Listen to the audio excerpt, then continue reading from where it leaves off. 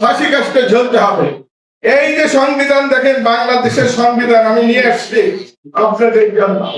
জুলাই সনদ আমি পুঙ্খানুপুঙ্খভাবে পড়েছি, তার মধ্যে কোনো ইসলামের কথা নাই, মুসলমানদের স্বার্থের কোনো কথা নাই। আমি চ্যালেঞ্জ করলাম, জুলাই সনদের মধ্যে যে ভাগুয়াস কথাবার্তা বলা আছে সেগুলো আমাদের দেশ এবং জাতি কল্যাণের জন্য, ইসলামের এবং মুসলিমদের কল্যাণের জন্য কোনো কিছু ওখানে সন্নিবেশিত নাই। কাজেই এই জুলাই সনদ বাস্তবায়ন হোক আর না হোক, তাতে বাঙালি মুসলমানদের কিছু যায় আসে না। মূল কথা হইল যে আমাদের দেশের উপরে যে শকুনের দৃষ্টি পড়েছে, এই শকুনের দৃষ্টির থেকে দেশকে রক্ষা করতে হবে।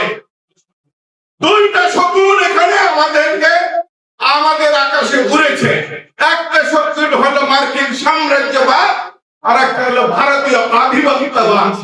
এই দুইটা এককভাবে একত্রিত হয়ে আমাদের উপরে আক্রমণ করেছে। আমাদের স্বাধীনতা, সার্বভৌমত্ব এখন প্রশ্নের সম্মুখীন থাকবে কি থাকবে না, এই ব্যাপারে আমাদের জাতিকে সিদ্ধান্ত নিতে হবে যে ইসলামের উপর ভিত্তি করে এই দেশকে পরিচালনা করতে হবে, কোরআন ও সুন্নাহ ভিত্তিক এই দেশকে পরিচালনা করতে হবে।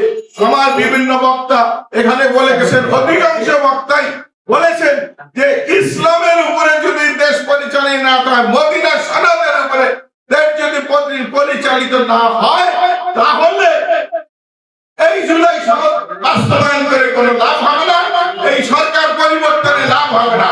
এক স্বৈরাচারী গেছে, আরেক স্বৈরাচারী আসবে, কিন্তু আমাদের ভাগ্যের পরিবর্তন হবে না। আমরা চাই এবার শুরু হয়েছে, আমাদের সবার যাতে ভাগ্যের পরিবর্তন হয়, ইসলামের দিকে দেশ যেন ধাবিত হয়, আল্লাহ রাসূলের দিকে দেশ যেন ধাবিত হয়। আগে আমাদেরকে খেয়াল রাখতে হবে, ইসলামী খেলাফত কায়েম করতে গেলে এই দুইটা শকুন আমাদেরকে বানাবে। কিভাবে এই শকুনের আক্রমণ থেকে দেশের স্বাধীনতা, সার্বভৌমত্ব রক্ষা করা যায়, এই ব্যাপারে আপনাদের মতামত আমরা আশা করছি। এই যে কনস্টিটিউশন দেখছে, এই কনস্টিটিউশন অনুযায়ী যদি নির্বাচন হয়, এটা একটা ফাঁস হবে। এই কনস্টিটিউশন হলো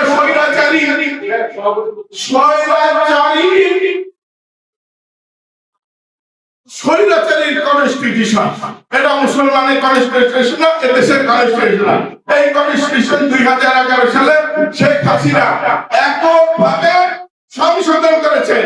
উনি যে কমিটি গঠন করে দিয়েছেন, সেই কমিটির বিপরীতে দিয়ে এই সংবিধান উনি সংশোধন করেছেন।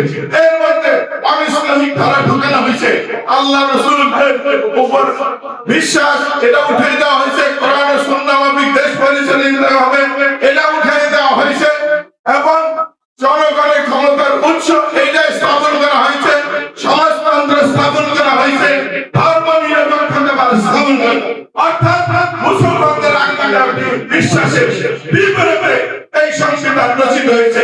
কাজে এই সংবিধানটা আগে বাতিল করতে হবে। গণভোটের মাধ্যমে গণভোটের মধ্যে একটা দাবা থাকবে যে এই ৭২ সালের সংবিধান বাতিল হবে, কোরআন ও সুন্নাহ সংবিধান রচনা করতে হবে, গণপরিষদের মাধ্যমে।